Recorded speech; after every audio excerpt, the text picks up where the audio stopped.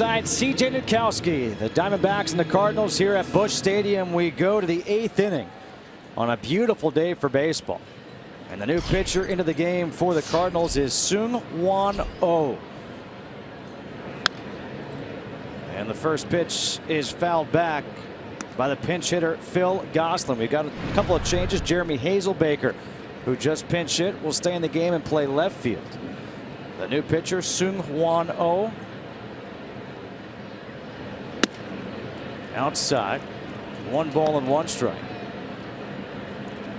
This has been a great acquisition for the St. Louis Cardinals, and a guy who comes over on a 1-year deal. There's an option year for next year, making just $2.75 million. He was dominant in Korea, a closer there for years. I remember him, and without looking, Seibu Lions. He was pitching when I was there, if I'm not mistaken, and just one of the best that they had to offer. And you always wonder, you never know what you're going to get with a lot of guys when they come over, because the game is so different, especially in Korea. But he has been fantastic. Mike Matheny was raving about him. His work ethic, his adjustment here to the States. He has been impact in this St. Louis Cardinals bullpen. 2-2, called strike 3. The pinch hitter Gosselin strikes out. His translator Eugene always next to the manager Matheny, the pitching coach Lilliquist when O is pitching. Looks like he's ready to jog out there. I was going to say, look at the sunglasses. I mean, he's stepping up his game.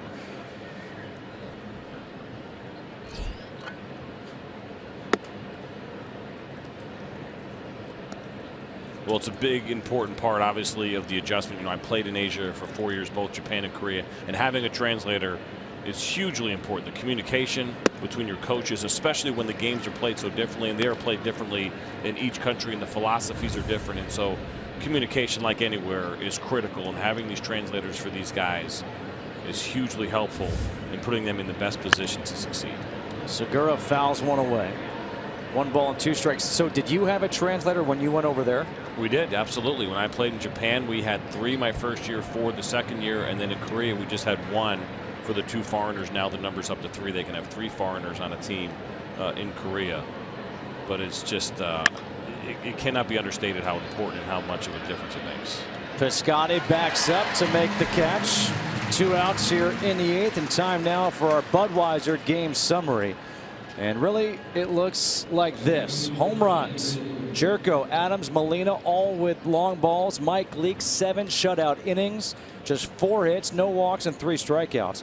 And Paul Goldschmidt, somebody who the Diamondbacks desperately need to get going, has picked up a couple of hits on the day. The story here for me really has been Mike Leake. Now 3 solid starts in a row. A guy that they bring in this offseason got off to a slow start. Contact was an issue. And he's not a strikeout guy. He never has been. But the contact was a little bit higher than we're used to seeing from him. More hits. The defense hasn't been the best behind him this year. We mentioned that with the Cardinals. But a really, really big start here.